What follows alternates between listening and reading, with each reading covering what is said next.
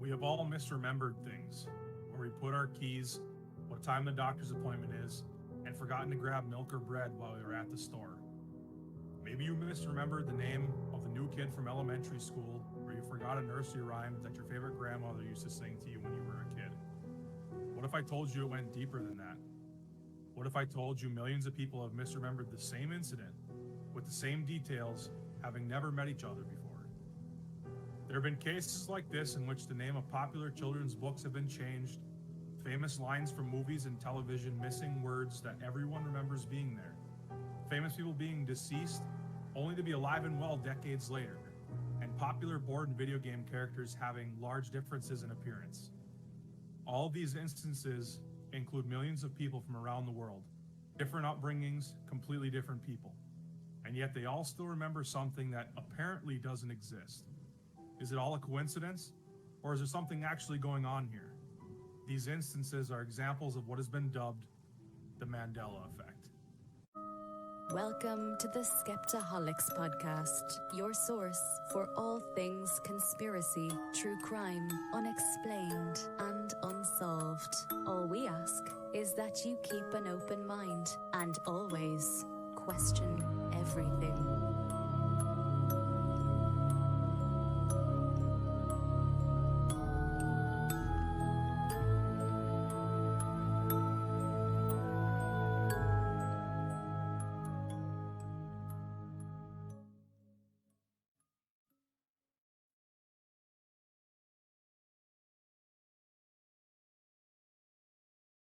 Good evening, everyone, and welcome back to the Skeptaholics Podcast. Today we have another great episode for you, just like every week. This week we're covering the Mandela Effect. My name is Jamie, and I'm 1/3 of this podcast. I'm here as always with the second third of the podcast, Paul. Hey guys.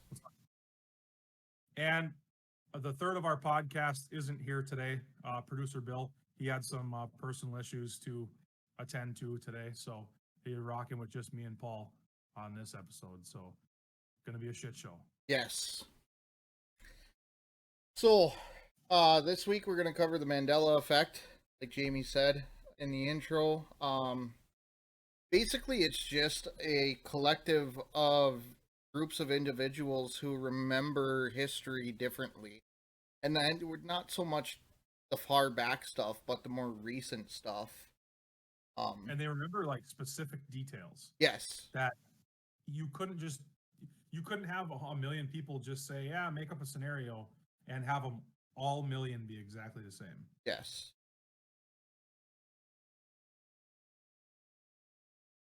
So, anyway, we kind of gonna do more of a interactive episode with you guys this week. Yeah. And really, whoever's here, chime in, play along with us, put your 2 cents in. You know, as we go through and we start talking about these, we understand there's going to be a little bit of lag in chat, but let us know in chat how you remember the things that we start mentioning. Before we really get too far into it, dude, I've got one that I think is going to blow your mind, and it could be a standalone conspiracy all on its own. I just wanted to say quickly before we get into that. Go ahead. Bill isn't here today, and he usually monitors the chat the best, and I kind of hop in and out. So I am here monitoring, like we said before. So I sent a message in there too. Send us your examples, comment on what you think about how you remember the things. I'll be watching to be able to relay it. So, and I'll kind of be doing the same thing too. I don't know if you guys saw the screen flashes of my background there or not, but it was me trying to, yes, it was me trying to get up 2 different screens on one here. But so anyway, dude, the one that I want to lead off with, and this one fucking floored me, and I'm actually gonna play the YouTube video that I watched. Okay. I'm ready. What do you remember about Dale Earnhardt Sr.'s death? I remember I was sitting in my living room with my grandmother watching the race. It happened in 2001. Yep. So, I mean, I was 8. Actually, I wasn't 8 yet. I would have been 8 that summer. So I don't really remember it a ton. I do remember watching the race, and I do remember there being an accident. And from what I recall, is that he was blocking. I don't remember who. Um, I think Waltrip was A couple of in the different lead. drivers. It was Michael Waltrip in the lead, Dale Jr. in second, and Senior in third. And he was blocking the fifth place guy from making a move and got into his rear quarter panel, hit the wall. I remember it not being that bad of an accident, Yeah. not like seeing it, and then all of a sudden, he wasn't getting out of his car, and then I don't really remember much after that. I feel like I think I remember them saying something about he died of like his aorta ruptured or something. It really wasn't a bad accident, just like the way he hit was like perfect. That's So, about in essence, as far as what actual injuries caused his death, it was a spinal or a fractured skull. what it And was. yeah, Something was. and that's where all the Hans devices started coming into play. Now, if you go to local racetracks around where you and I live, when they get in that seat, they have a harness device that comes up and straps onto their helmet to keep their head in place. Because I mean, with that 5-point harness on, at least when I raced, that 5-point harness would suck me back into that seat, and I couldn't move. I had to sit there. The side pads of the seat would come up right in here, and you just sat there and held the wheel. The rest of your body didn't move a whole lot. So what caused the spinal or the skull fracture? It was actually there was 3 different plates that were affected. One on the left rear, right rear, and very rear of his head. But a lot of people I remember talking to about it remember him dying instantly and having to be taken out of the car on a stretcher and carted away in an ambulance. Yeah, I thought he was dead I don't know if it was instantly, but I thought he was dead in the car. Mm-hmm. I, So I, I remember, like I said, I don't know if it was like instant, but by the time the crews got to him, I feel like I remember he was dead, what would you completely lifeless. what would you say if I told you I watched the footage this week and he got out of the car and walked to the ambulance with a broken ankle, a broken femur, I think it was. I would tell And you that you're completely full of shit and that video is false. it's the video from that day, and I actually today spent a little time researching it, looking at the autopsy report and looking at the video footage. The video footage from that day shows him getting out of the car and walking to the ambulance. He was pronounced dead on arrival at the hospital. I was just texting my mom. I was looking for her to chime in here because she's a big NASCAR fan. Yep. And she just said in the comments, she said bullshit.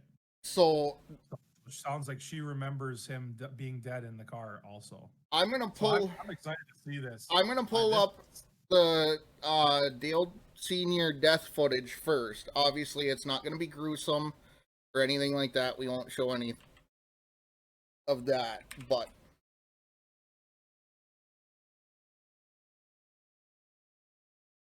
Yeah, I got to see this because, like I said, my mom said the same thing. So before you saw this video and stuff, how did you feel? Did you feel like he was dead in the car, or did you not? I remember him dying in. Like I said, I remember him dying in the car. I remember the rescue crews having to go down there and use the jaws to cut the car open so that they could get him out on a stretcher. I do not recall him getting up and walking out of the car, or getting up out of the car and walking away from it on his own. Right. Yeah, I don't remember the whole stretcher and everything, but yeah, I feel like I remember it being like, oh, it's just a little, the accident doesn't look that bad, Mm-hmm. blah blah blah. And then it was like he's not getting out, he's not getting out, he's not getting out. What the hell's going on? So And yeah, the first video I have here, like I said, is the last few laps of the race. I'm gonna pull it over. You're gonna lose your view on us here quick, but we'll watch the video. I'm actually gonna go back and I'm gonna pull this one because I know this is the one that I watched, and this is from Daytona. The other thing that I found really weird about it when I was looking at they're looking more into this, and I'm going to answer your mom in a second. But when I was looking into this, NASCAR says that the race took place on February 18th, 2001. The coroner's report has time of death February 21st, 2001. I thought I remembered the 21st was Yeah. the day, because he died that day. And the second video I'm going to show you about the conspiracy, and it like I said, it could be a conspiracy in itself. But I'm doing it under Mandela Effect because I remembered it so different. There's a conspiracy that he's still alive today. I'm going to kind of spoil this for you right now. But we'll pull up this first video first and watch this. And you'll be able to see the last few laps of the race. Every driver dreams of winning the Daytona 500. Michael Waltrip dreams just of winning.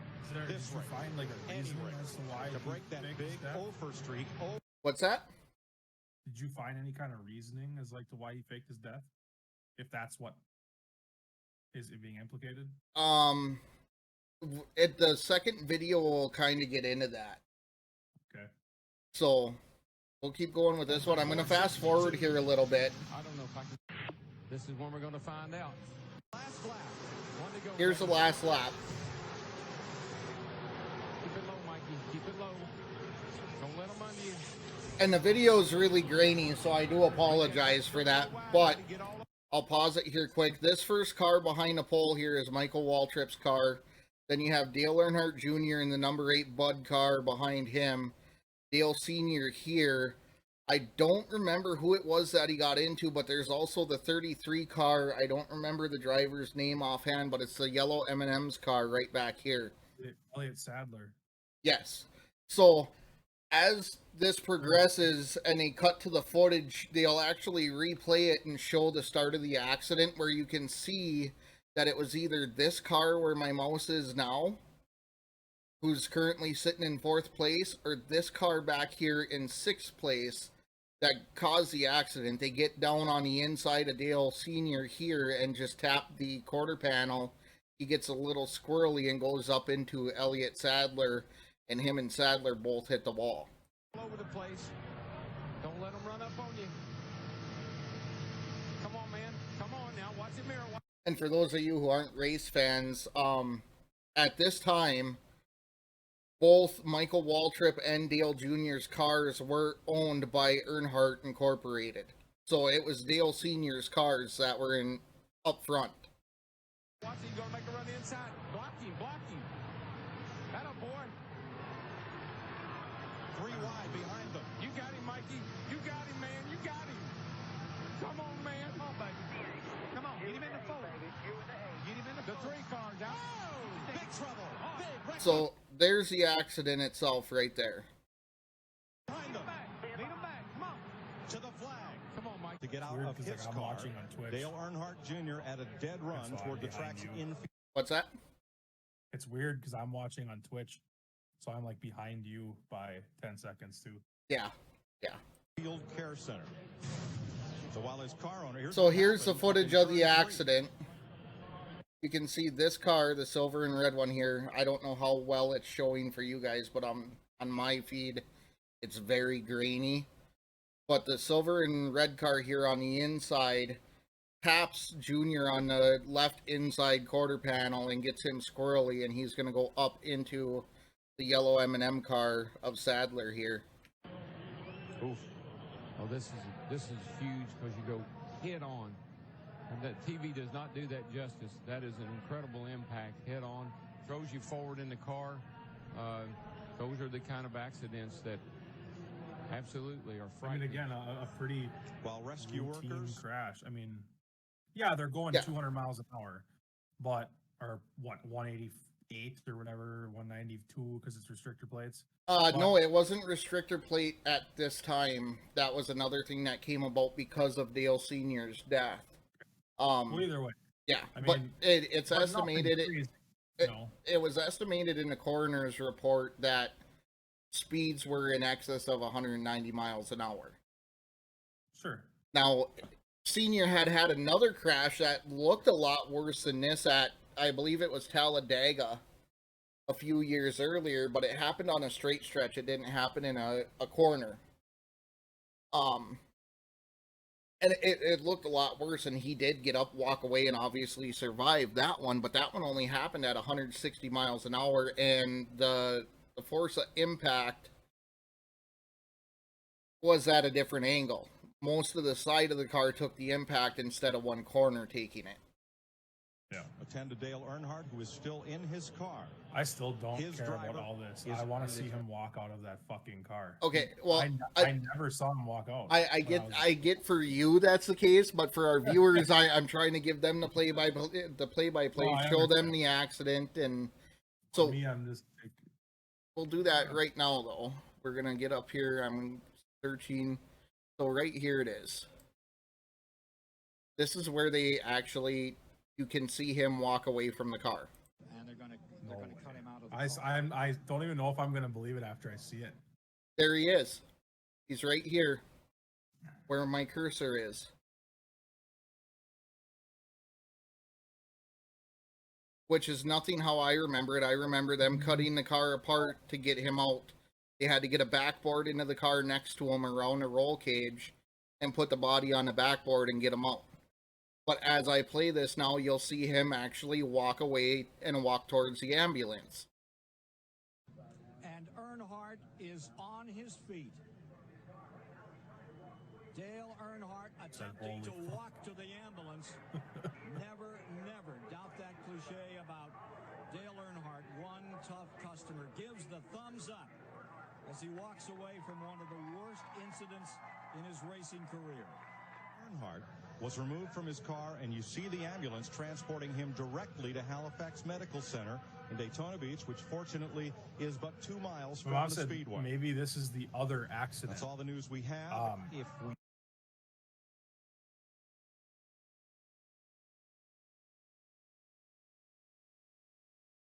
What?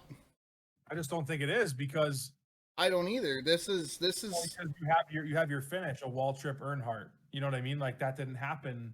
any It's other like- one. That's only happened like twice ever. Yeah. I think I remember it happening at Talladega one time, like in I don't know, I was in high school, I think, where Waltrip won, and Junior was right behind him. Yeah. So I'm gonna pull that back off. We'll get back to it.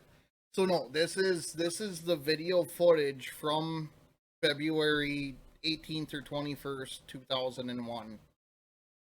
So that was him clearly getting up and walking away, right? You saw Yeah, him. I mean, I did. Yeah, I'm not I'm not convinced that that's not like a doctored video. I swear I don't remember that. I remember him being dead in the car. Well, and here's the other thing too, just for your mom's peace of mind. I'm gonna throw this back up over here. I actually searched Dale Jr. death accident instead of senior, but it does come up.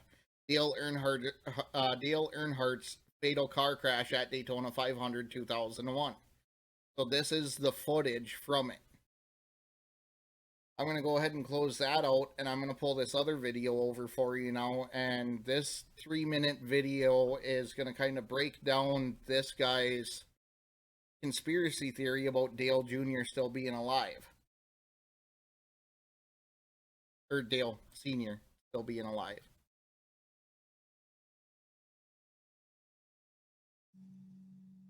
I have taken a lot of heat You're for gonna have my to remembering kind of Dale play Jarrett, by and play it for me a little bit. I can't. I got no audio You got no audio? from like on the videos. Okay. Is anybody else in chat having that problem? It could just be my Discord muting everything, but It shouldn't do that still. I mean, unless you have the volume turned way down on Twitch chat. it's all the way up. Okay. That's weird. video. Apparently, a lot of people misremember Dale Jarrett, and they think that he's still alive. And what folks were trying to tell me was that Dale Apparently, my dad said that he didn't come out of the car that day alive either. Yeah. That's why I chose to do it under the Mandela Effect and not another, like celebrity death conspiracy episode or something like that, because I remembered the same thing.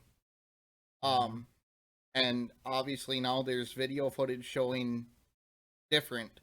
So basically what this video is breaking down right now is the guy who created this video has a theory that Dale Jarrett died and not Dale Earnhardt Sr.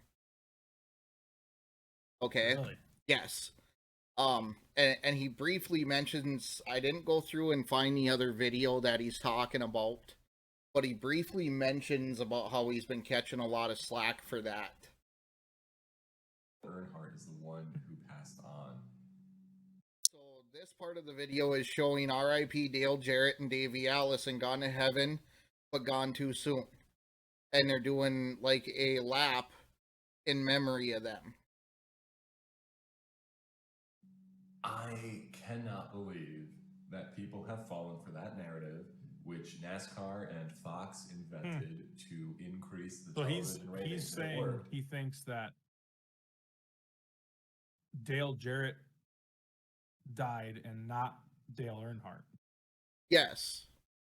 But now he's saying that NASCAR and Fox created the narrative that it was Earnhardt to make more money.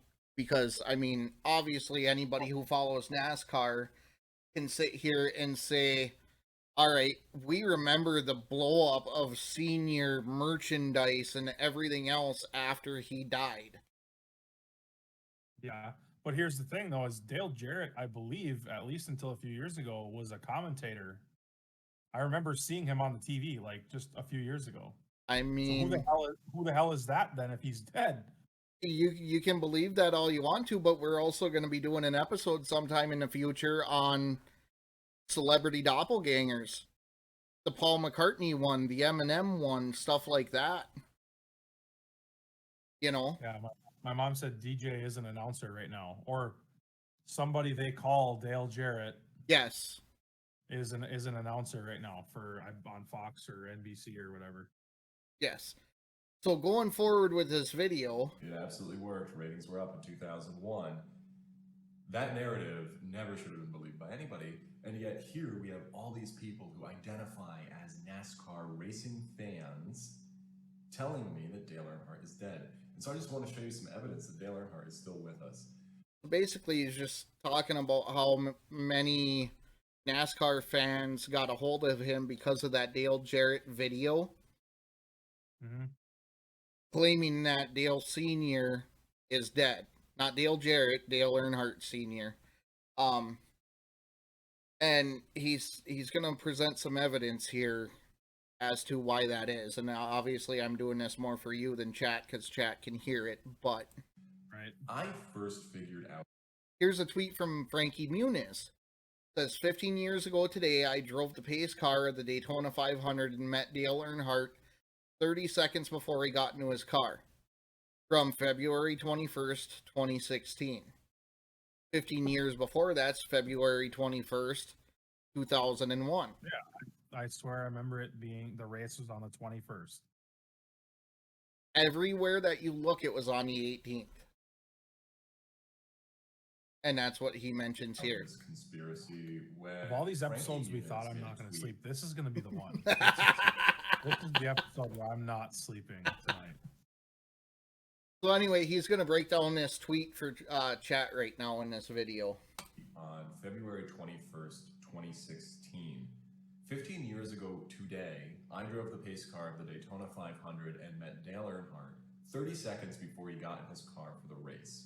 If that tweet's still February 21st. 15 years ago today would have been February 21st, 2001. Yet what NASCAR claims is that Dale Earnhardt died on February 18th, 2001. So how could 3 days later Frankie Muniz meet Dale Earnhardt if Dale Earnhardt were dead? So it wasn't Elliott or Sadler's car. It was Kenny Schrader's car at that time. That was the M&M 36 that crashed into the wall with Senior. And right now it's showing Frankie's and Kenny Schrader's jacket, and Kenny Schrader was, quote unquote, the first on scene of the death, quote unquote. He does make some pretty far reaches in this video going forward. I am gonna say that.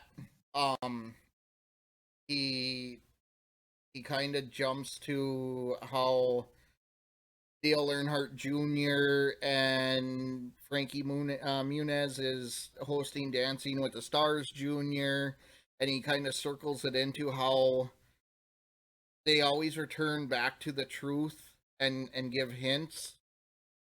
So it's kind of a far stretch in that aspect. So I'm going to skip by this part of it, but there's one picture that I want you to see just after this next part that really kind of makes me go, huh. So I had a theory that Dale Earnhardt was still with us. And, you look at the cause of death, right? A skull fracture. A fracture's a broken bone. How many of us have broken a bone? That's kind of another far reach because obviously fractures of the skull are a lot different scenario than any other bone fracture. What you can't hear is he says that the cause of death is kind of suspicious, mentioning a fracture of the skull, and he's trying to tie it into other people breaking bones. I mean, I know people who have broken a femur and severed an artery, and they had minutes to get them to the hospital, or they would have lost their life. Your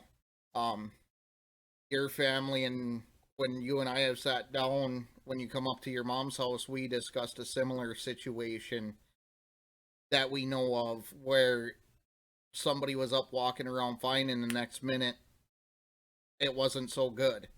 So when it comes to head, neck, and back, just because something's fractured doesn't always mean that it's a non-life threatening situation. So I felt that's really important to point out too, because he again there is preaching in my book. Did you die? No, of course you didn't. So why would Dale Earnhardt, the toughest man to ever exist, Do you remember it being something with his heart? Do you remember like his aorta exploding or something? That's what I remember. I don't recall that. I recall it being side effects of the accident and not knowing, because the autopsy report didn't come out until years later. Senior's wife actually didn't want it released, and she fought to have it sealed, which anybody who knows NASCAR knows that she's kind of the Wicked Witch of the South. She ended up kicking Dale Earnhardt Jr. off of the race team the following year, and there was family turmoil. It was just a shit show in the years after Dale Sr.'s death, and it was all at her hands. But she did fight very, very hard to not have the autopsy report released, and it was eventually released. You look through the autopsy, it says he has gallstones. Okay, gallstones killed Dale Earnhardt. Yeah. Whatever. You know why Teresa Earnhardt didn't want that autopsy report getting out? Because she didn't want people to realize that Dale Earnhardt wasn't actually dead. So he just said, you know why Teresa Earnhardt didn't want that autopsy report released? Because she didn't want people to realize Dale Earnhardt Sr. was not actually dead. It was more profitable to her to have him be dead than to be alive. I still don't understand why would he have faked his death? Because he got a payout from NASCAR to make more money off of him being dead, or what? Dude, look at the brand. All you have to do is look at the Earnhardt brand alone and how much money they have made since his death. Because one thing I'm skipping over right now, and I'm going to take this off of full screen and zip it back over while we're talking here, just so that we're not really disconnecting with chat too much. But one thing a lot of people don't remember is Dale Earnhardt was known as the Intimidator. And he was known as such for a reason. He didn't have the best reputation in racing because he drove hard and he drove kind of dirty in order to accomplish what he was set out to do. Yeah. He was a damn good driver, but he did some shady shit to get to where he needed to be. And fandom, merch sales, everything skyrocketed after his death. to like I'm not unbelievable. discounting any of that. I guess in maybe I have a skewed view of Dale Earnhardt, and in my mind, at some point you have to choose between money and honor, and I just didn't pick him for the guy to choose money. Yeah. And I don't know him. I don't know him personally, so who knows? But I've been surprised by better people. yeah, I have too. So We'll pull this back over. We'll get into the rest of the video. There's not a whole lot left, but Yeah. this is where it takes. Let's roll through it before we lose everybody for 2 hours of fucking NASCAR. This is where it takes its turn. Okay. So I've been looking and trying to find where Dale Just Earnhardt seeing is. her And I face found this makes me picture wanna from vomit. 2017 on a website about British car restoration. So what he's saying is this is a picture from 2017 from a website about British car restoration. Okay. Obviously, again, chat can hear that. You can't. So I'm relaying. That's And Dale Earnhardt. he's saying that the gentleman in the middle with the glass is Dale Earnhardt Sr. Jeff Bodine. So if you don't think that's Dale, And he's standing there with Jeff Bodine. Now, I don't see the mustache, I guess, maybe. I Well, don't see any ones there. hold on, because now I'm going to really kind of mess with you. I'm going to pull up and I'm going to do a side-by-side on the main screen here. Come on, give it to me. Cool. So I'm going to leave this video up, right? So this dude's saying he lives in England or what? No, they're just at a thing for British car restorations. There's my new tab. Give me this one over here. Sorry, chat. I'm trying to do this. But anyway, so there's that, right? This is the thing that I kinda just watched this video and scoffed at it. Me personally, I don't think that looks anything like him at all. I didn't either until I guess is kinda similar, but I mean, dude, if you shaved your beard, your mustache would look almost like that. I didn't either until I looked at this. So you look at this picture, the cheek wrinkles and the curvature around the mouth are what do it for me. The hairline receding in this picture and how it's receding in this picture, if you fast forward 15 years, I can see it being the same hairline. This is what sealed the deal for me. Yeah, I don't think so. On any kind of that might be possible sort of thing. Yeah. But it looks closer now that I see the picture, but I still don't think so. To me, I mean, here's the thing about white people, dude. White people all look the same. So, especially when they get old. And that's Jeff Bodine. So I mean, that could be anybody's grandpa. You know what I mean? I don't know. Yes. But here's the other thing that threw me for a loop.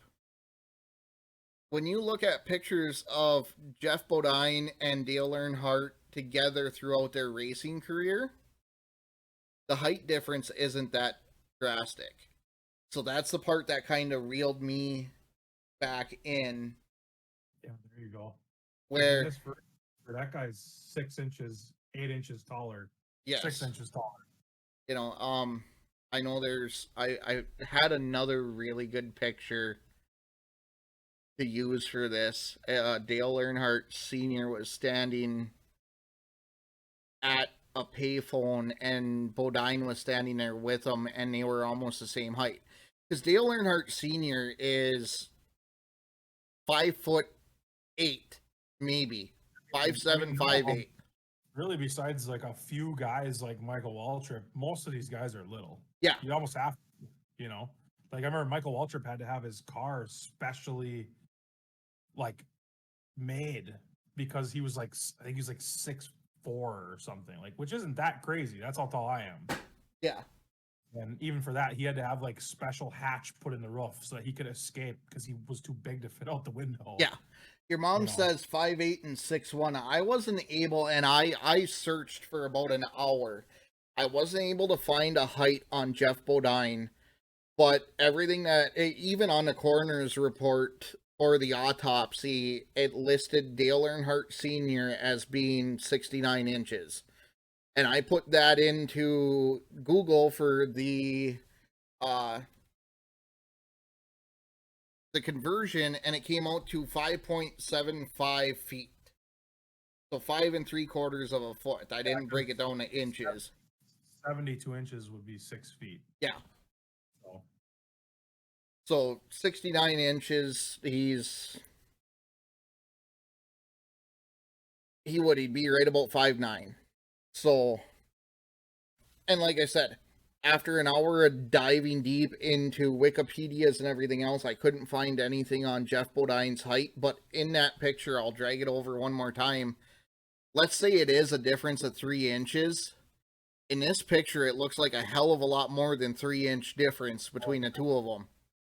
yeah, for sure. So once I started deep diving it a little bit more, that's the part that reeled me back in, and it was like, okay, yeah, no, that's not happening. In that picture, there is like the height difference between me and you. Yes. That's more than 3 inches. Yes. For sure. Definitely. Sure. So I thought that was kind of cool to kick the episode off with, and I knew you were going to be geared for war on that one to begin with because it's NASCAR. My mom is messaging me, texting me, calling me, fucking chatting me. She's not going to sleep tonight now. She's worse than me. She's literally not going to sleep for like 3 days. And she is adamant about those heights. I'm not saying she's wrong. I'm just saying this is Google, what I was able to find. How tall is Dale Earnhardt Sr.? Google says 6'1". Okay. Who knows? I just did it. Yeah. It's Hey, Google, so maybe that's one other thing into the conspiracy then. If the body they had was 69 inches there you go. and 6'1" is 73 inches. And whose body was it? Yeah. Boom, boom, boom. All right. Should we get into some other ones before Yes, let's we lose get into, everybody on the yee redneck shit? yes, let's get into some other ones. Okay. So why don't we start? I don't know what order you plan on attacking these in, but let's start with order. Let's start with the one that it is named after. Roger that. So the Mandela Effect is named after Nelson Mandela. I'm assuming everybody listening knows who Nelson Mandela is.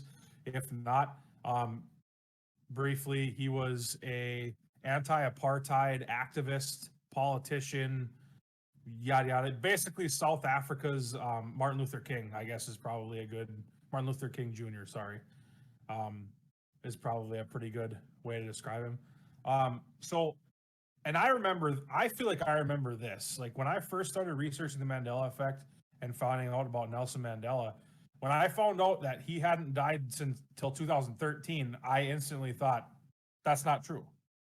I feel like I remember him dying in the 80s in prison. Yep. Like I remember learning that in my history books in school. I don't remember the 80s. I remember early 90s because, I mean, and not to date myself, but I was born in 1987. And I remember being old enough to where I vaguely recall watching the stories, the news feeds on it, everything else. My mom was watching it, and I remember being like, what is going on? Why is this such a big deal? Because it was 24/7 coverage. Yep. So I actually have here an excerpt that, as far as I can tell, you can't find the original article anymore, online anywhere. But there's people have saved the excerpt over the years and reposted it and stuff. So, take it, just like everything with this podcast, take it with a grain of salt. But yes, and before you go on with that, nothing that we say here is matter of fact. We research everything that we can. Don't take what we say as the gospel. What we are doing is we're simply going out there, finding what information we do find, and presenting it to you in the best way possible to get you thinking. Yeah. And to get you interested and out there looking at this stuff yourself. Yeah, for sure. So the excerpt is from what I could find. I couldn't find the name of it, but it was from a South African like newspaper, essentially. And it's quote, there is at least one passage in a South African history book, actually. Sorry, not a newspaper, a history book, confirming that Nelson Mandela did die about a year and a half after he was released from prison on February 11th, 1990. The quote from the book says, "The chaos that erupted in the ranks of the ANC when Nelson Mandela died on the 23rd of July, 1991, which probably you'd have been old enough to remember that a little bit. I would have been. When was it? July 23rd. Yeah, I would have been just turned 4. Yeah. So, like you said, that could be right in the timeline of what you were thinking. Yep. And it'd be one thing for an author to be mistaken about someone's death, right? Like, you know, but why would any South African author, especially when you know anything about the history of South Africa and the apartheid and things like that, why would any South African author make such an error about arguably the most famous man in the history of the country, right? I mean, yeah. I mean, you got a few people like that dude with the metal legs that killed his girlfriend or whatever, but I mean, when it comes to South Africans, most people think Nelson Mandela.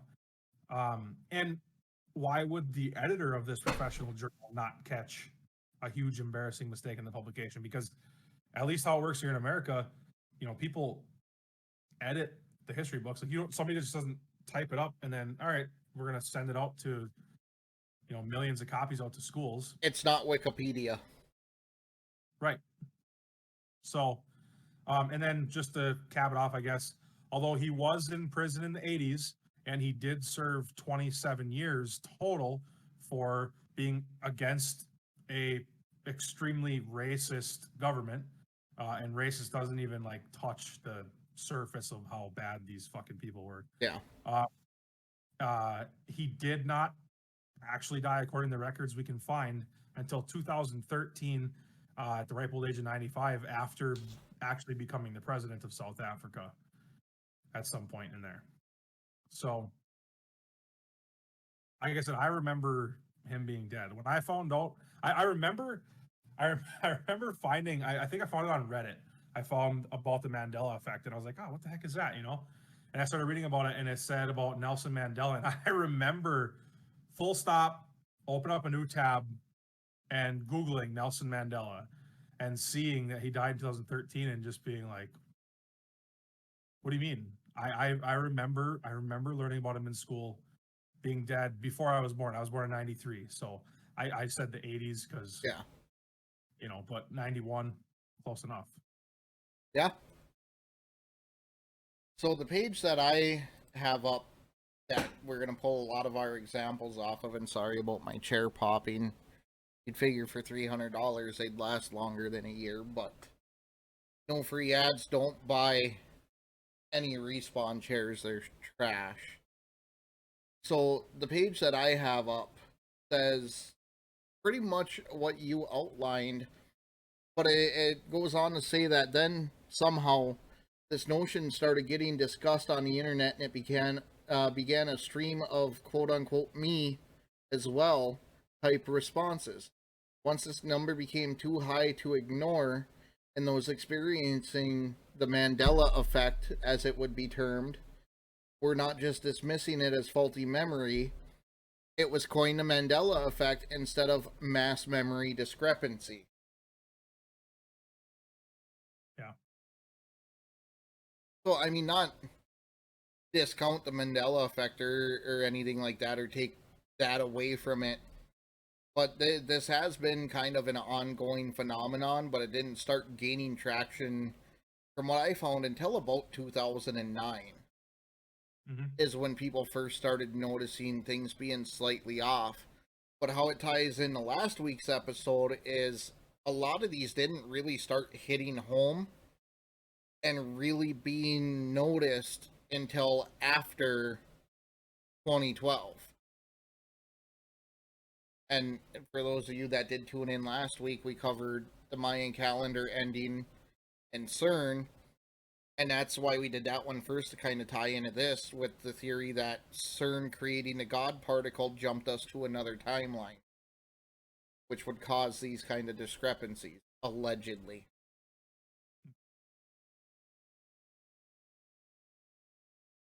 I think he died in 91. For sure. I'm there with you. That's what I remember. Anyways, what do you say we get into a few more of them? Let's do it. I got some good ones. Okay. So one of the big ones that I remember too is the disappearance of the Lindbergh baby. Yep. A lot of you probably remember it was kind of one of the most famous cases in history. Charles, I'm ad-libbing here, but it was Charles Lindbergh, right? He was a pilot. Yep. He was first guy to go all around the world, yep. He was the first between the continents, whatever it was. It wasn't. I don't.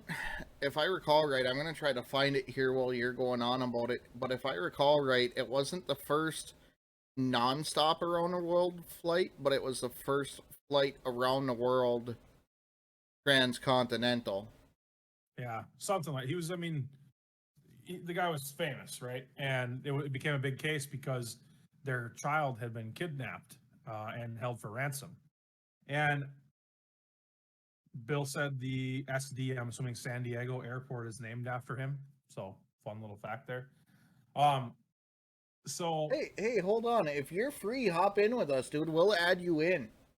Come join in. Join in halfway through. Come start putting your 2 cents in, please. I didn't know if you were going to be free this early or not, but if you are, we might have a producer Bill sighting here. Yes. Folks. So, anyways, I remember, just like most people remember, that the baby's body was never found, and that there was never anybody convicted of the crime. Yes. Is that what you remember? That's what I recall as well. Okay, and that's what a lot of people remember. That's what I recall learning in school when we talked about it. It was one of America's greatest unsolved mysteries. Right. Well, if you Google it, the body was actually found 2 months after the fact. It happened in like April, and the body was found in June or March and May or something like that. And a man by the name of Bruno Richard Hauptmann, a German immigrant, was tried, convicted, and executed for the crimes. Okay, I gotta stop you right there. Can I just take a moment to say what the fuck is with all of these high-profile crimes and the 3 name convicts behind them? You have this one, you have John Wilkes Booth, you have Lee Harvey Oswald. Lee Harvey Oswald. I mean, behind some of the greatest conspiracies, you have 3 named, criminals that go by all 3 of their names. Yeah. What the fuck? Unless it's something to do with, like, giving them, like, distinguishing them from another Bruno Hauptmann. Maybe that's a conspiracy in itself. It's all the government's behind it. Yes. My mom said everyone has 3 names, so at least. Moving on. Yes. Yeah. So that was the Lindbergh baby. Another one here, and I never remember this, but it seems like it's more of a Generation X thing, of which I am not. A lot of Generation X, which is, I don't even know, what is it, like the 70s through the mid 80s or something like that, or late 60s to the mid 80s. I self-identify as Generation X. Okay, but you're not. So I'm not a Zennial. It seems like a lot, like I said, of Generation X is the ones that give the anecdotal evidence for this one. Is the 52 states of America. I only ever remember it being 50, and I remember Puerto Rico, like Puerto Rico and Guam being territories, not states. Yes. But there is, if you go on forums and stuff, there is a lot of people that will fight you over the internet over the fact that they learned that Puerto Rico, at least Puerto Rico, was a state when they were in school. So I don't remember 52. I remember 51. Obviously, I mean, I'm in that kind of gray area between Gen X and Millennial, and they do actually call it a Zennial because you're in that.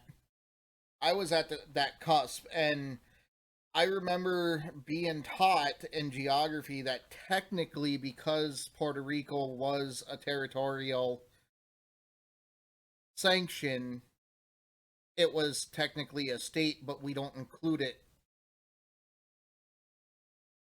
So, Yeah, I can see the reasoning there, for sure. I can see why. But the 52, I don't know where the 52 comes from. And I don't a lot of what I see is I can't even see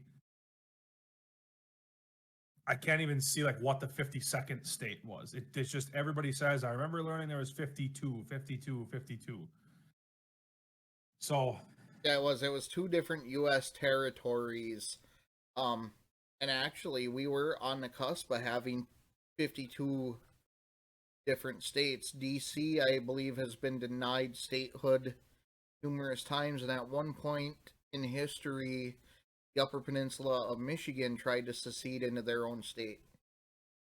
I have something to call back quickly to the Earnhardt thing. Okay. My mother just sent me a screenshot of an article from the Chicago Tribune.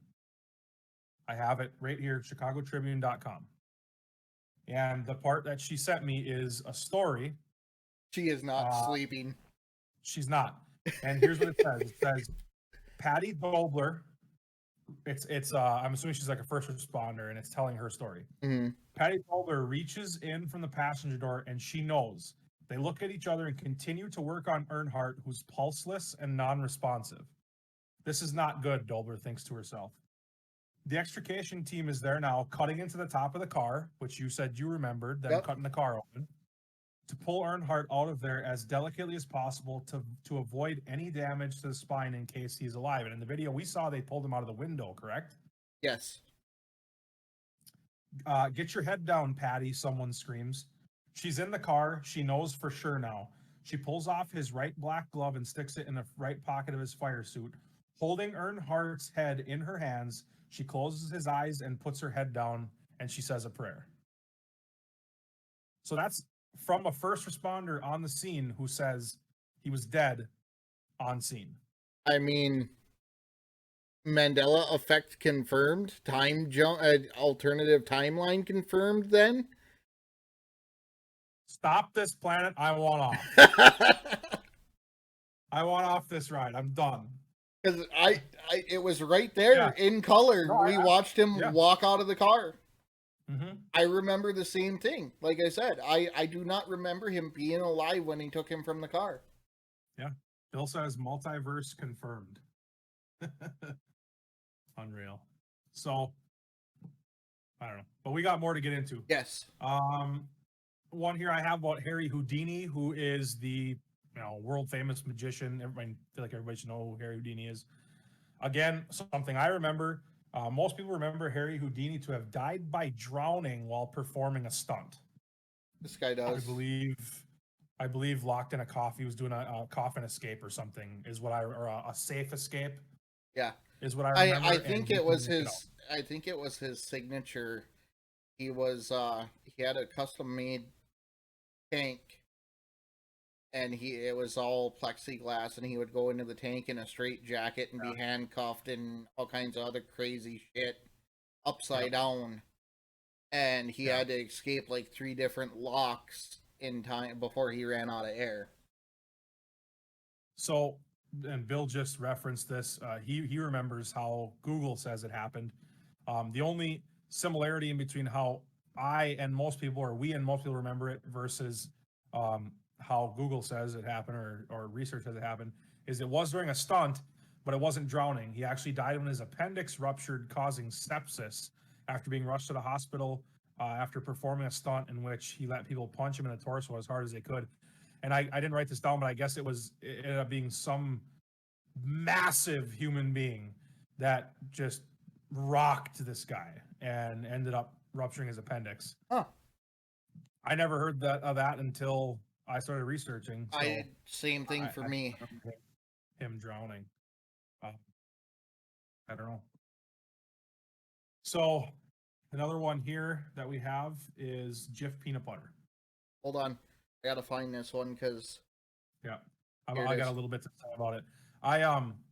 This is one of the Mandela effects that I don't subscribe to. I don't ever remember it being anything other than Jif, this guy does. but a lot of people remember it being Jiffy, Mm-hmm. Jiffy, or there's been a fair amount of people that remember it being Jif, Jiff, instead of with one F. And according to research, Jif, Jif, has been produced with one F by Procter and Gamble since its inception in 1958. So I've actually got pictures of this one. I'm gonna drag over for chat right now. We've got one chat that says, "Yep, Jiffy." Yep. Jiffy. So at the top here, you can see the peanut butter jar as we see it today. I'm waiting for my wife to chime in here because she has Jif literally running through her veins. But if you scroll down, not only do we have a Jiffy peanut butter commercial, but the old logo. And it states here that the reason that they may have changed the name is because Jiffy popcorn was a brand used around the same time. I don't remember. I don't know how old our chat is, if they're old enough to remember the Jiffy popcorn, but it was the stuff that came in a little tin and you put it on your stove and you sat there and you shook it until it all popped and it blew up like a big silver balloon. But I mean, the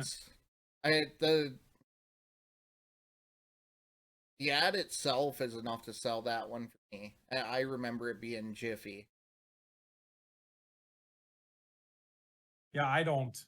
I just always remember being Jif. But also, when I was a kid, my mom and dad were kind of cheap, and we never had Jif anyway. We always had Skippy or some other dog shit peanut butter. So I'm really not a big fan of peanut butter to begin with. But from what I do remember, I only remember Jif with one F. I don't. So, what else you got? Got to go through. There we go. So I also have one here. And again, this is another one that I don't really remember. I remember it being a tight race, but apparently a lot of people remember Al Gore actually winning the 2000 presidential election. So I'm gonna stop you right there. Technically, for I believe it was 2 weeks after the election, the media did call it in Gore's favor.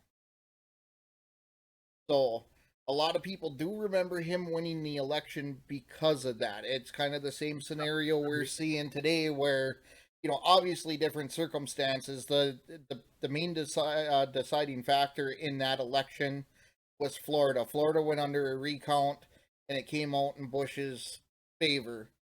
But the media did declare Gore the winner. I don't remember if it was 2 weeks or a month after the initial election in November. Could be. Yeah, that was kind of a little bit before my time too. I mean, I was alive, but I don't really remember much of it. So I was in middle school, so I remember that one vaguely. Not vaguely. I remember it quite well. Yeah. So another one I have here. This one I like this one because anybody that's seen Silence of the Lambs, or you say the words Silence of the Lambs to somebody, yep, what comes to mind? Hello, Clarice. Hello, Clarice. Or possibly, I believe, hello, Clarice.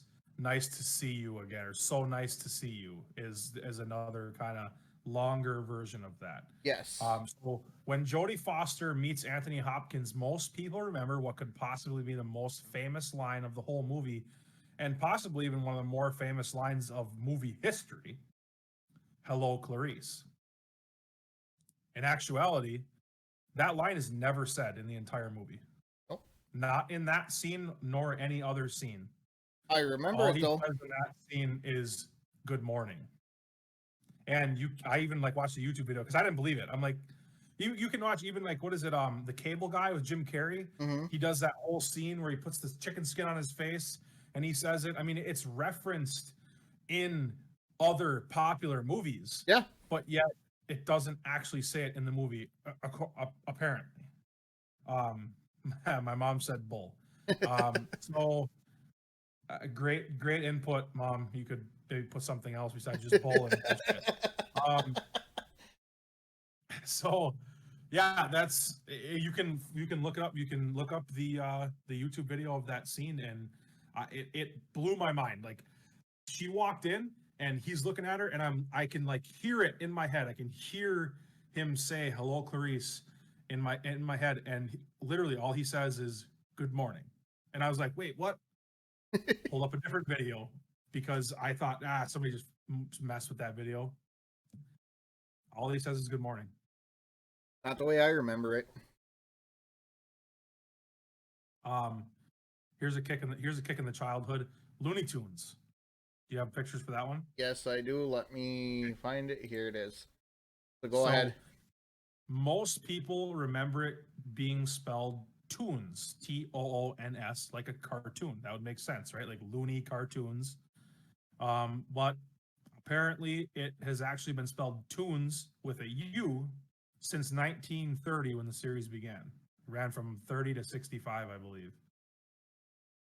Which even when I look at Tunes, like Looney Tunes, Tunes, it doesn't look right. Like it looks like a Photoshop picture. Yeah. I don't like.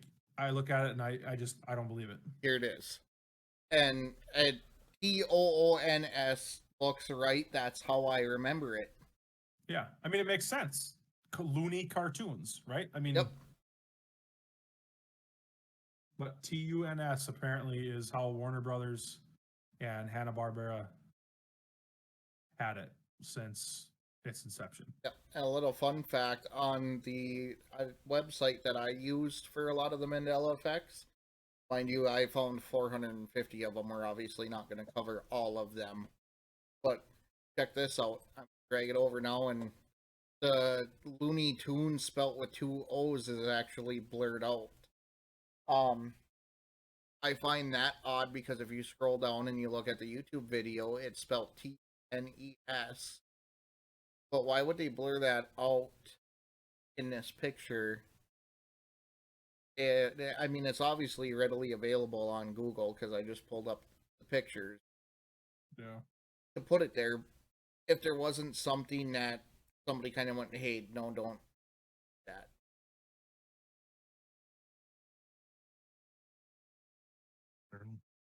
But I remember it Tunes with 2 O's. I got one for you here, Bubba. What do you got? So you remember, I mean, this was like peak of our growing up. And you gotta remember, you're 6 years older than me. I mean, I was probably, it was right in the height of our watching TV. So, Depend underwear. The old folks incontinency diapers. Yeah. You remember it being Depend, or do you remember it being Depends? Depends with an S. So that is what people remember, but that is not currently what it is. Currently, it's Depend. Really? Yep.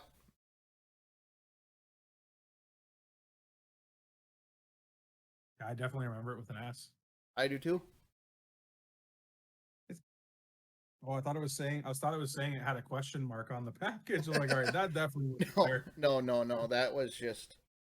Yeah, it depends. That was. I There's mean, multiple in a package. I don't know. Even today, you see memes about it. Yeah. You know, there's all kinds of jokes. Hey, did you shit yourself? Depends. So, lost your audio. Am I back? Yeah. Okay. Another one for me that really kind of scratches me where I itch is the Berenstein Bears. You got the Oh yes. one. All right, so I will die on this hill. I will die on this hill more so than Dale Earnhardt. But many people swear, and me including, that they can picture these books from when they were a kid as being the Berenstein Bears, like Stein. Apparently, the book, since the dawn of time, has been spelled Berenstain, Stain, ever since its inception. I can remember being in fucking second grade and a teacher reading these books to us, and it was the Berenstein Bears. Well, and here's the thing too, is like I understand people pronounce things a little differently sometimes, but there's a big difference between if it's spelled stain and steen or stein even. Yeah. You know, like if it was Stan, we wouldn't have said Berenstein because that doesn't even make sense.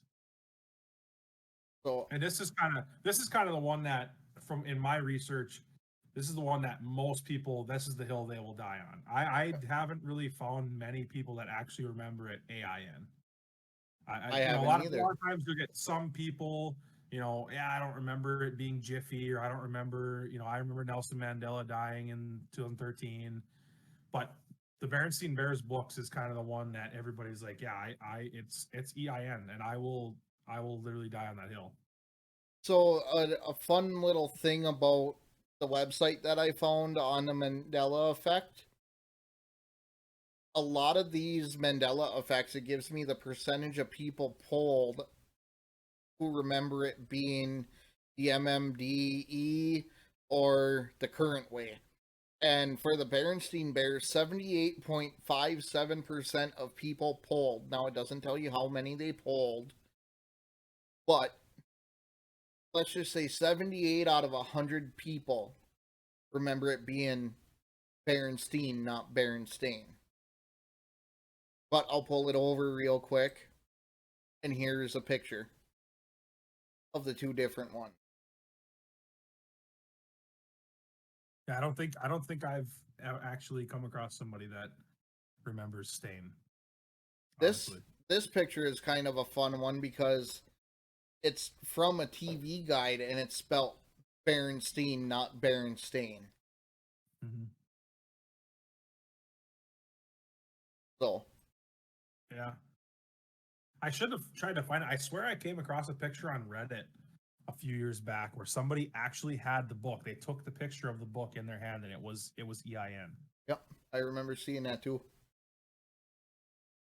They have probably been they've probably committed suicide since, I would imagine. Possibility. know.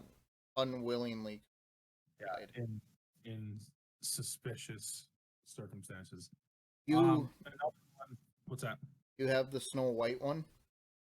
Mirror, mirror on the wall. Yeah, I do. You want to go to that one? Sure, it's right here. Okay, so famous line in the movie again. Most people remember, and I might butcher the second stanza, but the first one is "Mirror, mirror on the wall," and I believe it's like "Who's the fairest of them all" is kind of one of the how it goes, right? Apparently, it's not "Mirror, mirror on the wall"; it's "Magic mirror on the wall," which just doesn't even sound right. It doesn't even sound. It's like somebody just was like, "Yeah, I'll pick a word out, and this is what it'll be." Yeah. Come on, CERN. If you're flipping us into different universes, at least try. Put forth an effort. Yeah. Well, right? And that's why, you know, in going with that multiverse theory, it's kind of said that there's going to be little things like this, little clues to let you know that you're no longer on the same timeline that you used to be. And that's why there's such a big conspiracy behind the Mandela Effect. So, yeah. Mirror, mirror on the wall. Who's the fairest of them? I mean, magic mirror on the wall. It's not even, when you say mirror, mirror on the wall, it kind of puts it into like a poem. It makes it like sound like a poem. When you just say magic mirror on the wall, it's kind of like, okay. I mean, it is a magic mirror, but Yeah. another one. This one really screwed with me actually. I didn't. This is kind of one of my newer ones that I've heard about now. Is Curious George. You have pictures? Those pictures?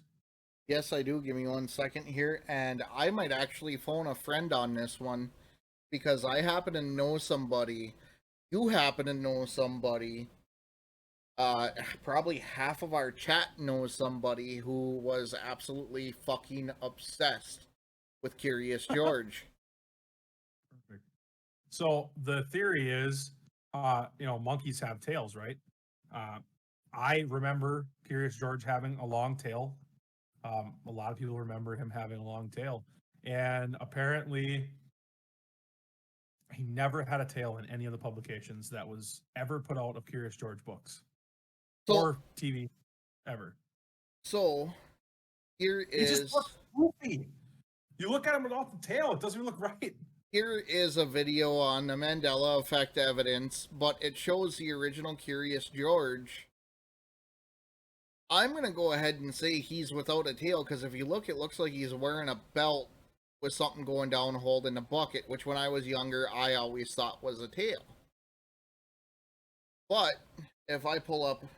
Now, I always remember him having like a long tail. I remember him having a tail too, but when I look at the pictures, it makes me extremely, extremely uncomfortable.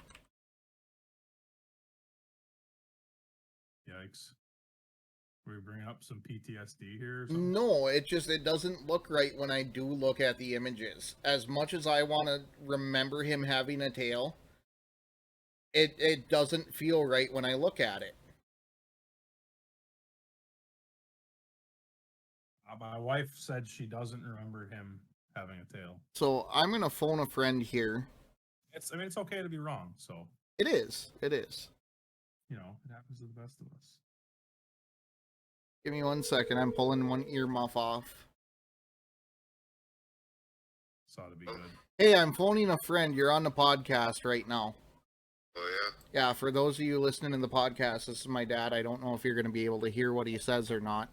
I'll try to hold the phone up so you can. You are being phoned in as our resident Curious George expert because you were obsessed with him as a child. So, did Curious George have a tail, or did he always just kind of rock Sans tail? Gee, trick question. I don't ever think he had a tail. It's a little stubby thing. We can't even find pictures of that, but that's we're covering the Mandela Effect this week, and a lot of people remember him having a long, distinguished tail, and currently there's nothing in any of the publications that show him having a tail. Yeah, I'm trying to remember. I think in the older books, he did have a tail. A long tail.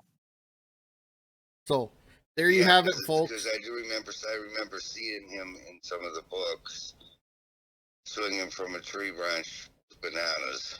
Yes. Yes. Right.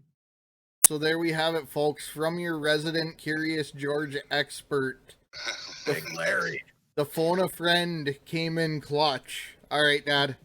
We'll talk to you later. Later. So, I mean, I'm not going to say it was aliens, but fucking aliens. Yeah. Something. Whatever it is. I can't. Bill's not here, so I can't do the hair thing. I can't either. I don't have any. I do. So, tail or no tail? I don't know. I don't remember him. I remember having a tail, but apparently, Your mom said never say my dad is right. well, It probably makes her as uncomfortable as it does me looking at a picture of Curious George with a tail. probably. Another one here is another TV show. This one doesn't really do it for me. I don't know. It's Sex and the City. I remember it being Sex and the City, which is what research tells you it is. But there's a significant amount of people that remember it being Sex in the City. I recall it being Sex in the City. I think for me there, I think that can be explained by our speech. When you're talking fast enough, you say Sex in the City. Yeah. I can definitely see how it would be taken. And honestly, both of the titles make sense for the show. I mean, it's not like one's like, what would that even mean? Well, and when before we even decided to do this podcast this week, when I was starting to look into conspiracies, I remember looking that one in particular up because that one kind of floored me because everybody, I mean, obviously you're in a high school class and you're around a bunch of high school girls who are watching this shit, they're reading the books or whatever, what have you. You kind of hear how it's, it becomes kind of familiar, for lack of better terms. And I always remember hearing them saying Sex in the City. And I'd never seen a single episode of the show a day in my life. I couldn't tell you who's on it, anything like that. Scout's Honor. That sounds like a producer Bill show anyway. But when I looked into it a few years ago, I remember them breaking it down and saying it was Sex and the City because it was a show about chicks and their relationships and their social life in New York City. You are a liar. Don't even put that shit on me on worldwide broadcast. I'm mad at you. I'm not leaving now tomorrow. I'm staying another week. Unreal. Here's another one now that this one not really, by the way, makes no sense to me. And as much as the rest of them don't make sense either. It's Febreze. So, like the stuff you spray to make everything smell good. Yep. How would you spell it? If you're looking at a bottle, how is it spelled in the bottle? I remember it being spelled Febreze. Right? Why wouldn't it be? It's perfect. It makes sense. Yep. You're spraying a scent into the breeze. Apparently, it's always been Febreze. No. Which doesn't even make sense. How is that say Febreze? It's like Febreze. It's like Italian. Yes. I'm pulling a picture up right now. Yeah. When I'm looking, Bill said with an A. I don't know. I can't tell if he's trolling or not. When I look at Febreze with two or three E's, I guess, just Easy E, it doesn't look right. Like it looks, it's not right. Yeah. So there's the difference. In this one, you can see the way we recall it and the way it makes us feel good and wholesome about ourselves. Down here, you can see an ad where it's spelt the other way that just makes us feel uncomfortable and want to crawl out of our skin. Yeah. Tell me, somebody in the chat, please tell me that the Easy E looks normal. I don't. My mom said A also. They're definitely trolling. It doesn't. They gotta be. No, I don't recall that. It was never, no. Your Mandela Effect theories are wrong. Ours are right. Yes. Another one here is Oscar Mayer. This one doesn't make sense to me either.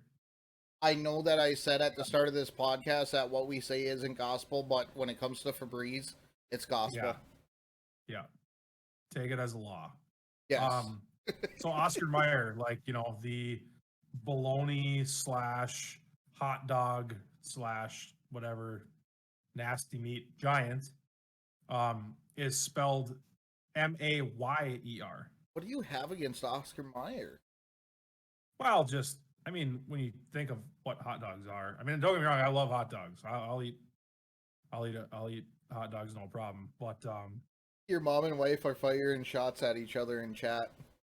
Yeah, well, just remember, I have ban power here, so let's keep it civil.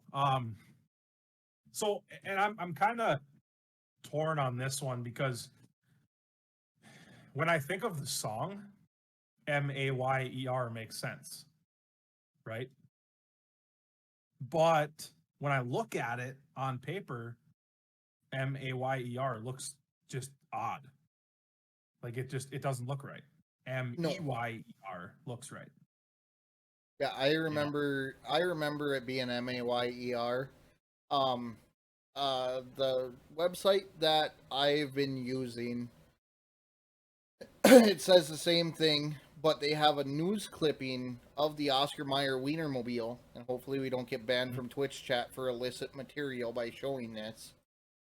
But it shows the Oscar Mayer Wienermobile with it spelled Mayer on the side of the Wienermobile, but in the article, the author spells it Meyer. So I think this one could be easily discounted off of the fact that it's just common misconception throughout most of history.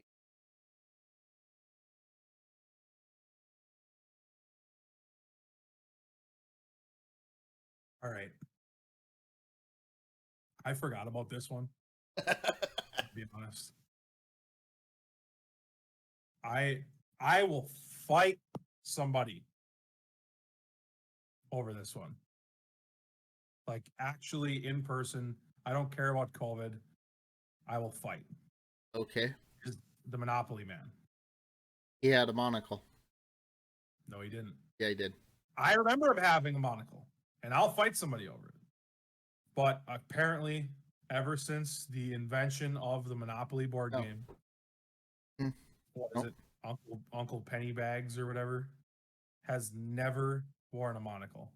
I recall it, and people say, "Oh, you're getting them mixed up with the Planters peanut guy." No, the dude from Monopoly had a monocle. Has a monocle. As far as I'm concerned, he still wears one to this day. Yep. Because, I mean, I know he's got a lot of money, but it seems like he's kind of stuck back a long time ago when they didn't have surgery for your eyes. So you're not just going to get rid of your monocle.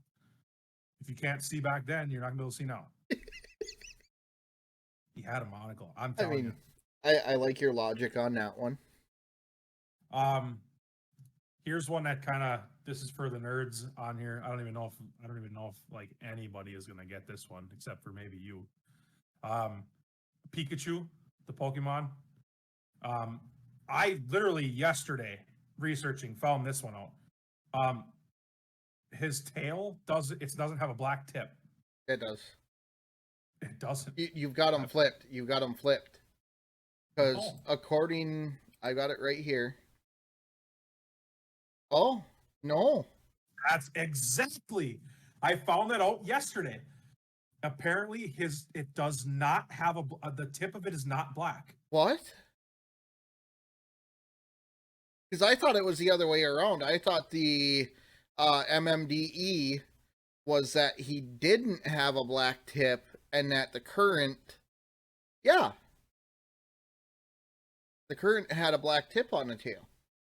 And according to this, the MMDE is that he had a black tip on his tail, and the current is that he doesn't. So, if you guys are wondering what we're talking about, there's a picture of it. Which one looks right? I mean, for anybody who gets it. Probably going to be nobody. So, I don't know. Looking at him without the black tip on the tail makes me feel uncomfortable. I remember him with the black tip. Because, I mean, he's got the black tip on his ears, too. Why? It just doesn't make sense.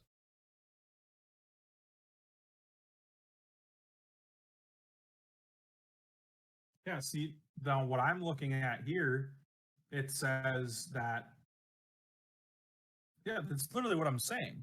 I remember it having a black tip. Yeah, I do too. But it, according to research, it doesn't have a black tip. That's what I was saying. Fuck research, they're wrong. Well, I know.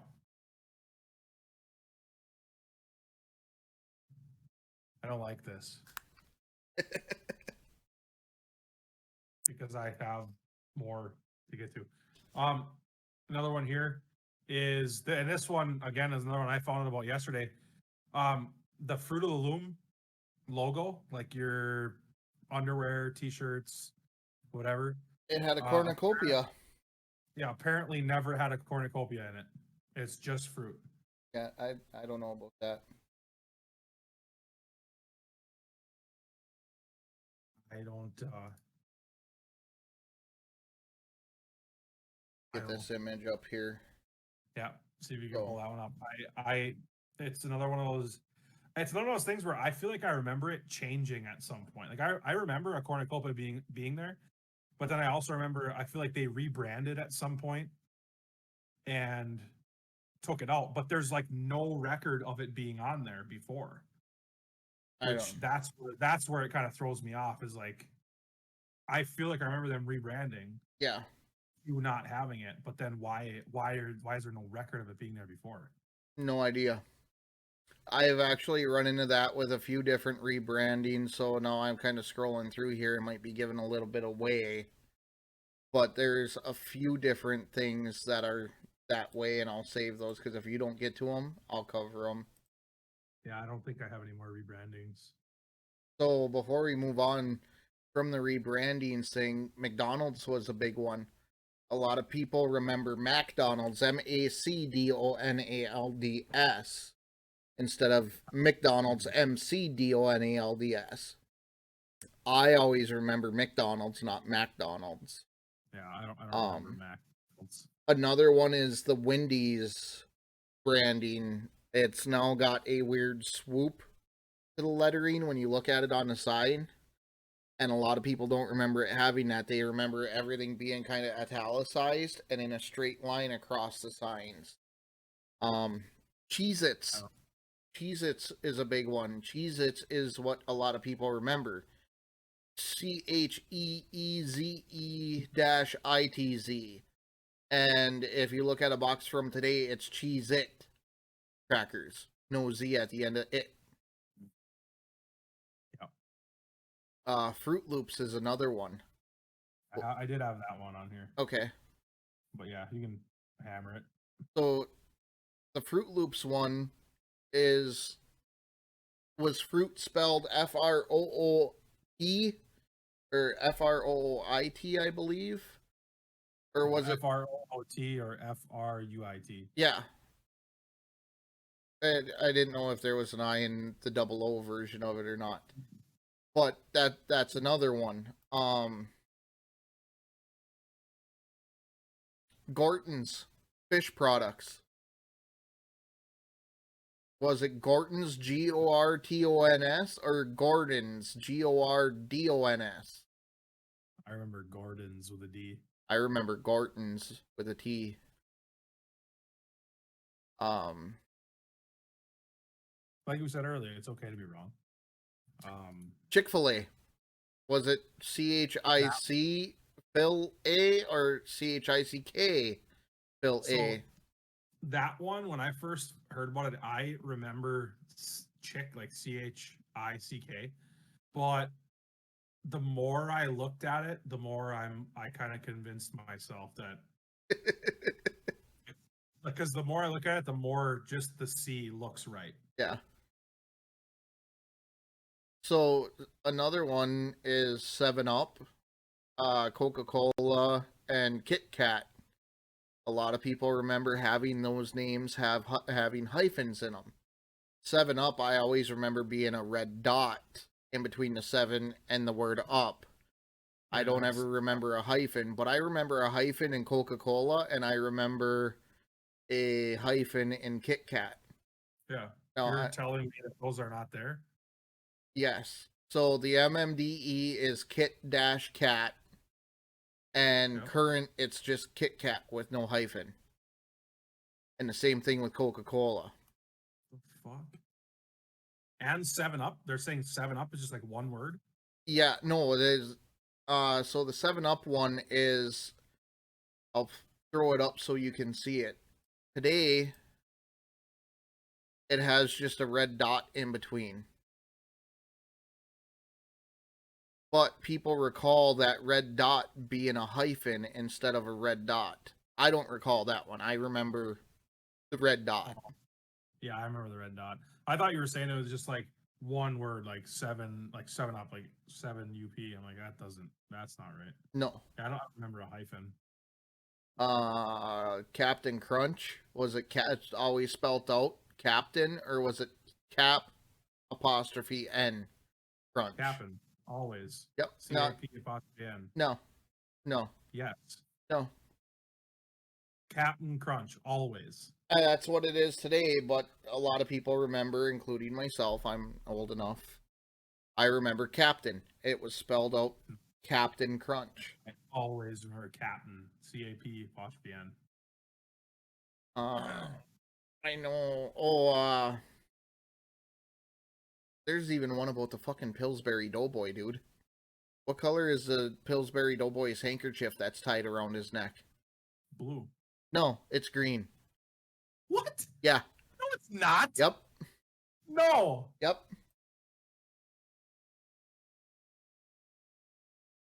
It's blue. We had one as like a what the hell? Maybe my mom can chime in here. Didn't we have? It was like a spoon rest or something, and the handkerchief was blue. So I don't remember what I searched to find the picture, but in the picture it was green. No way. And I'm actually finding mixed results with him being displayed with both a blue and a white handkerchief. So, but there are some reports that it's green. Huh. Unreal. Hellman's with 2 L's and 2 N's, or Hellman's with 1 L and 1 N for mayonnaise? See, and I feel like I remember 2 L's and 1 N. Yeah. Or I would say of the two, I would say 2 L's and 2 N's if I was remembering it. So this one plays back into how we enunciate things, but Vaseline. The MMDE is Vaseline, No. and today it's Vaseline. Yeah, it's Vaseline always. No, I remember this one right here. No. Yes. I've never seen that in my life. Well, I mean, you That's just admitted always been E. you just admitted last week that you lived a sheltered life, so A sheltered life with plenty of Vaseline. yikes. I don't think I want to. Vaseline and Vicks. Vaseline, Vicks, and Campho-Phenique. Grandma could have cured anything. She could have cured cancer with it. So did the Staples logo always have a staple in it? That I couldn't tell you. I don't even know if I've ever seen a Staples. So a lot of people, I'll pull this over so you guys can see, remember it being regular font. And this is what it is today with an unfolded staple for the L.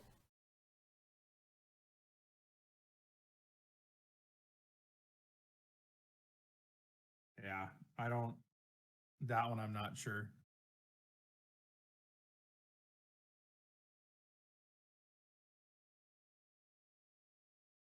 I've got another movie one here.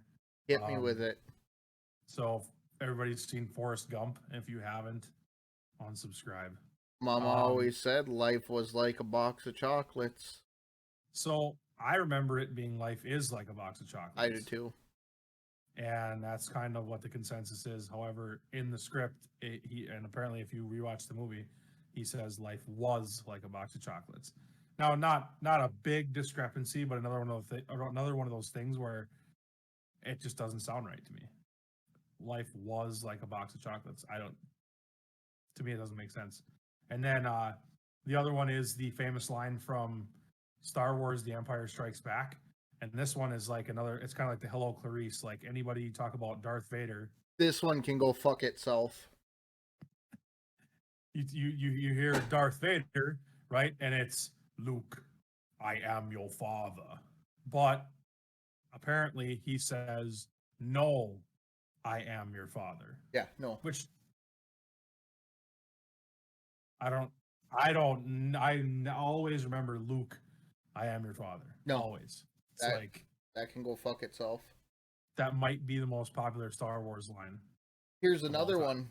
one. So Snow White and the Seven Dwarfs again. The way I remember it is hi ho, it's off to work we go. Okay. What's the other version? Hi ho, it's home from work we go. No. It's the first one. That's what the MMDE is, and the current is hi ho, it's home from work we go. No. Yep. No, just no. Yep. They're wrong. Yeah. I have a few more left here. Here's a big one. It's the song "We Are the Champions" by Queen. Mm-hmm. At the end of the song, when Freddie Mercury says the very last "We Are the Champions," most people, and even including myself, when I hear this song, I always sing "Of the World" at the end. My wife and I actually fight about this one. Really? Yeah. So, according to research, "Of the World" was never said on any professionally recorded version of the song. The only versions you can hear that on are live renditions and in references by other media to the song. But if you go pick up a CD with, unless it's the live at whatever, Wembley Stadium or something, Mm-hmm. you pick up a normal, professionally recorded, their normal version of the song, they do not end the song with the words "of the world," which that blew my mind. I just found that one out a couple days ago too. I just always assumed that that's how the song was. I don't know. Yeah, I definitely remember it being there. And if memory serves me correct, my wife and I have had arguments because I mean, I'm not going to phone a friend. If she's in chat, she can speak up. But yeah, I recall it in there, and I think she drag him through the mud, please. Yes. Yeah, it just sounds good even. Another big one that is big in Mandela Effect is the scenario with the American comedian Sinbad. So I don't remember. Okay, let me rephrase this. I remembered seeing the cover of the movie until I researched into it, and I found a few references to some scenes that people remember. And after reading those scenes, I feel like I vividly remember seeing this movie. I definitely do, and there is definitely some cover up trying to be done on this one, because I'm gonna pull up first. So I don't know how in depth you were planning on going with this one, but this is one of my favorite ones. Well, just let me get my shit over with, and then you can finish it. So what I have is that many people remember a movie from the 1990s starring American stand-up comedian Sinbad called Shazam. In the movie, Sinbad plays a genie that can grant wishes to children. Now, even Sinbad himself denies the movie ever existing, which he's obviously covering something up because the movie exists. Even though masses of people remember specific scenes from the movie, scenes like a little girl wishing for Shazam to fix her broken doll, Shazam first appearing because children are fighting over a magic lamp they found in an attic and accidentally summoning him, which that scene I remember. Yep. I specifically remember that scene. Another scene is a pool party taking place in which the boss of the father of the kids ends up humiliated. And I also vividly remember this scene, the children wishing to Shazam for their father to find love after their mother passes away. So again, it was one of them things where like, yeah, I feel like I remember that. But then when I read through those specific scenes, it like triggered a memory almost in which I specifically remember a genie Sinbad. Let me ask you this. Did you happen to look into the movie Kazam at all? So, not really. I know that's kind of what a lot of people say. Yeah, you're mixing them up. But I can tell you with 100% certainty, I will never mistake Shaquille O'Neal for Sinbad. Now, I'm just asking because I didn't know. I don't remember. I remember seeing Kazam in theaters. Yeah, that's with Shaquille O'Neal. Yes, and I don't remember the storyline from that. So, with that being said, here is the movie cover from Kazam. And they were very, very, very similar. In Kazam had Shaq playing a genie who kind of becomes, if memory serves me correct, this kid's like fairy godparent. Yep. Right? And the thing a lot of people say is that they remember being upset about Kazam and Kazam being like a cheap knockoff of Shazam. Yes. So here is the Kazam movie cover. Yep. And if we go to Shazam, this is the movie poster from Shazam.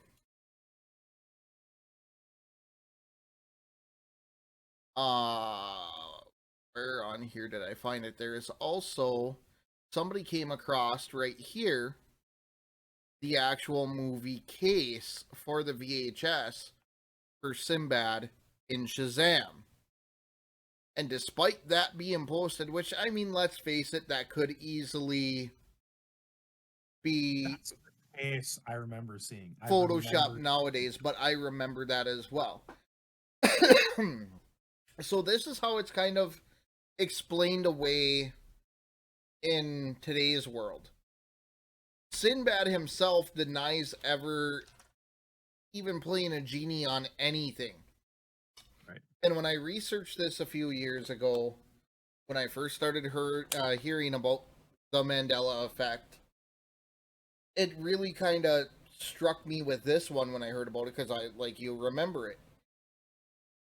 Everything that I had found went on to explain that Sinbad did in fact play a genie, but it was a short-lived Saturday morning TV show that ran for about a half an hour, and he would pop in and out in between the cartoons doing skits, talking to people, so forth and so on.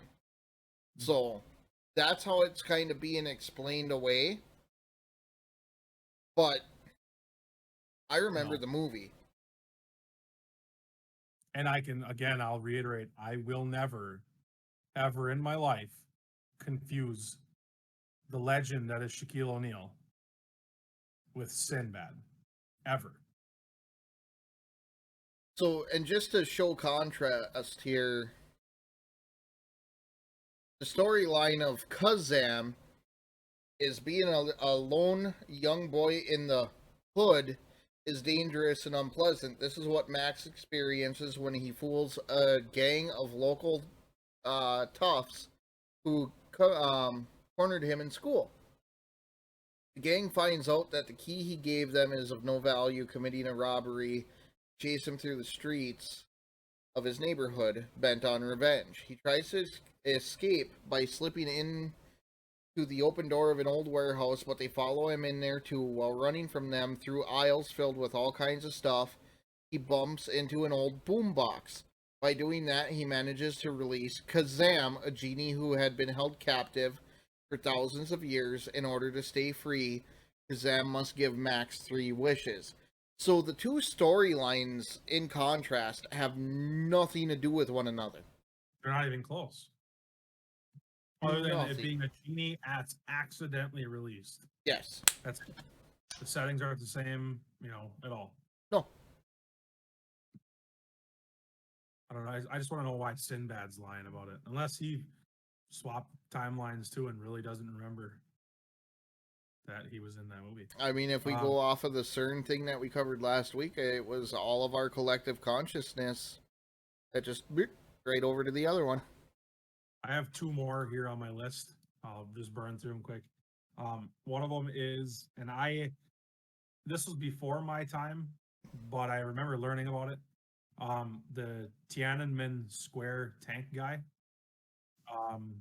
Some of us younger viewers may not remember this one vividly being like live or on the news at the time it was happening, because I believe it happened in the 80s, correct? I think so. Late 70s, maybe. However, during the atrocities committed at Tiananmen Square in communist China, many people remember seeing a man protesting by standing in front of a tank, which there's proof of that happening, and the tank not actually stopping and just running the guy over. But if you find video evidence on YouTube or whatever you find now, there's no proof that the man actually got run over, and there is video evidence that he moved out of the way at the last second, which I feel like I remember him just getting steamrolled. Yeah, I do too. Because I feel like that was one of the things that kind of set it over the top, in which, because obviously China didn't broadcast it as bad as it was. Yeah. But seeing things like that kind of made the Western world, or I guess Eastern world to them, kind of be like, all right, you guys got to calm down. And then the last one that I have is, and this is another one I just found out about the other day, is the, what would it be, the U.S. Forest Service mascot, Smokey the Bear. The character most notably known for the slogan, "Only you can prevent forest fires," has always been Smokey the Bear, right? Yep. Not today, though. His name is actually Smokey Bear. There's no the. It's just Smokey Bear. He's never been featured as Smokey the Bear in any sanctioned advertisements. I was actually telling my wife about that one as I was researching, and she kind of was like, "What?" I am going to my in-laws tomorrow, and I am going to ask my father-in-law about that because he was a park ranger for years. Perfect. So I again, it's one that I found out about just a couple days ago too. I would have put my life on the fact that it was Smokey the Bear. He is Ranger Rick, and from the stories I've heard, he has more experiences with Yogi Bear than Smokey Bear. So my wife is crying right now. Guaranteed. So I've got a few more that I really wanted to mention. We've got one on the Flintstones. Yep. Is it Flint Stones or Flynn Stones? I remember Flint, like striking Flint. Yep. So I remember that as well.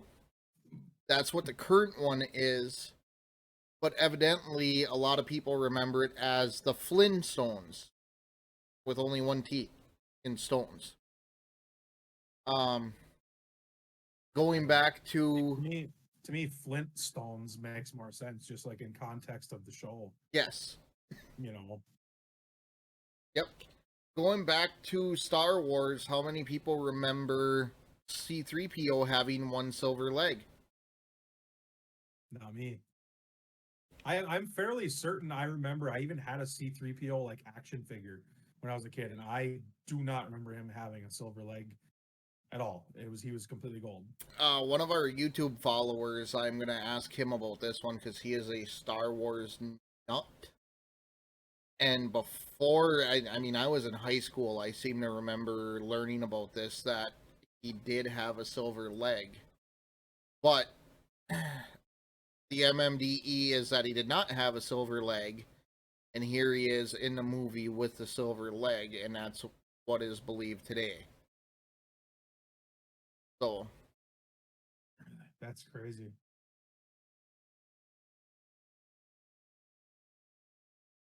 They can't even spell his name right in that article. I'm supposed to take it seriously. What? I missed it. Didn't it say CP30?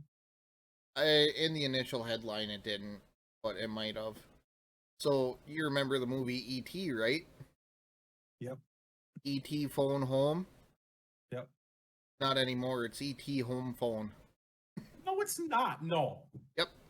No, I feel like you just Googled this, and you were like, "Yeah, I'm gonna switch up some words to some famous movies and just like play it off." There's no, it does not home phone. There it is.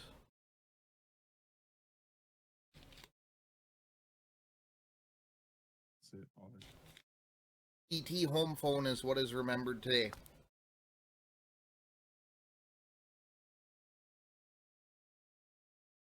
That doesn't even make any sense. No, it doesn't to me either.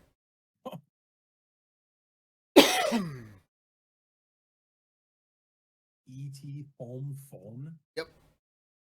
Or how about the show Star Trek? Yeah, I wasn't big into Star Trek. but hit me with it. Beam me up, Scotty. Okay, I remember that saying exactly how you said it. Yep. I didn't know what it was from though. Yep. Evidently, in today's world, Captain Kirk never said "Beam me up, Scotty." It was never in a episode of the show. He didn't say something else. He just never said that at all. Nope. There's nothing, no alternative to it. Nothing. Just that he never said it. You remember the Peanuts cartoons? Kind of hard to forget. Yeah, like Charlie Brown. Yep. Yeah. You know who was the author of the books and the storylines for the cartoons? Carl Schultz. I feel like I remember seeing that name like on like Charlie Brown Thanksgiving. Yeah. Like It'd be interesting to go and watch it because today it's remembered as Charles Scholes without a T.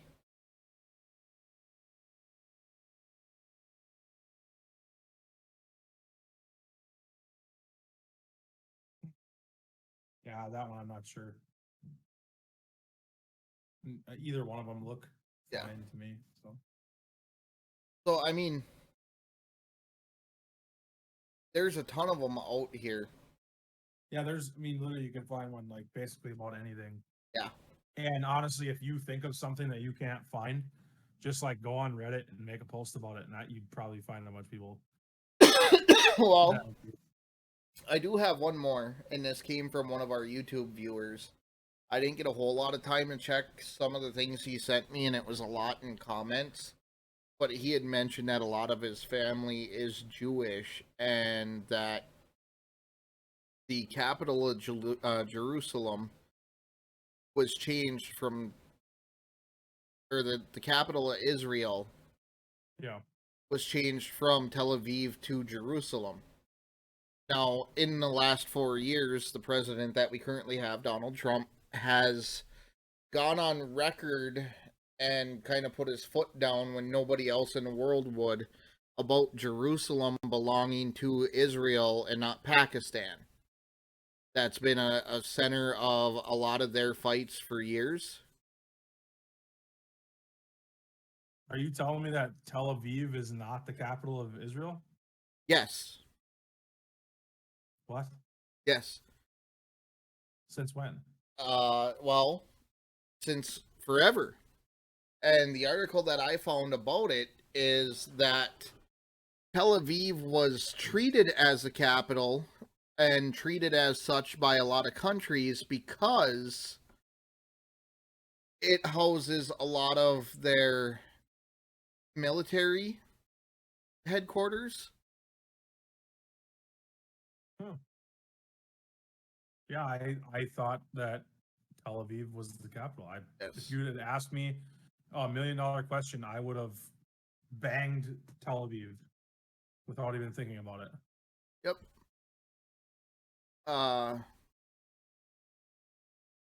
So in fact, the way this commenter remembers it is that Tel Aviv was.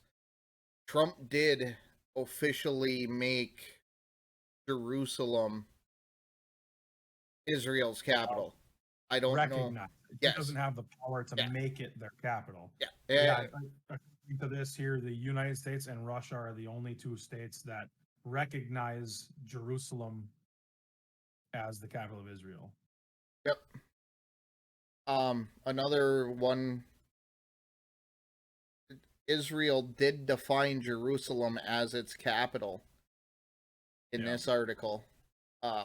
And a lot of countries, it says, stubbornly insist that Tel Aviv is the capital. So, I thought that one was of notable mention. But I mean, if you guys want to go to the website that I'm on and look at all of these, there is stuff from Field of Dreams. There's stuff on presidents. There's 450 examples on this site. like this one. This one might throw you guys for a loop. What was the minibus that was in Back to the Future? The terrorist's van. A lot of people remember it being a Toyota van. Currently, it's a VW minibus. I mean, back at that time, they looked very similar. Toyota had that cab over minibus with that kind of wedged front end when they made Back to the Future, but Right. there's a ton of them out there, and the website that I'm using is alternativememories.com/Mandela Effect list. And I'll throw it up on screen just in case you guys want to see it in my URL bar. But you can see, I mean, tons of them about all kinds of different topics.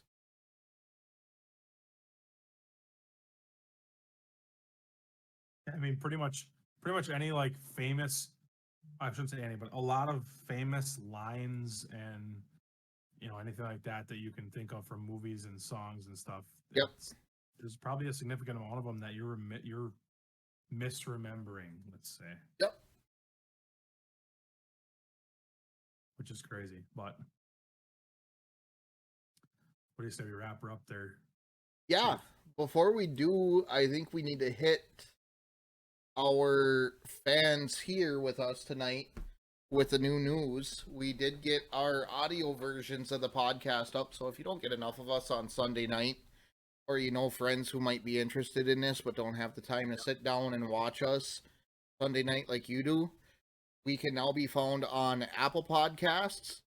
We can be found on Google Podcasts. We can be found on Spotify, as well as Podbean and Amazon Music / Alexa.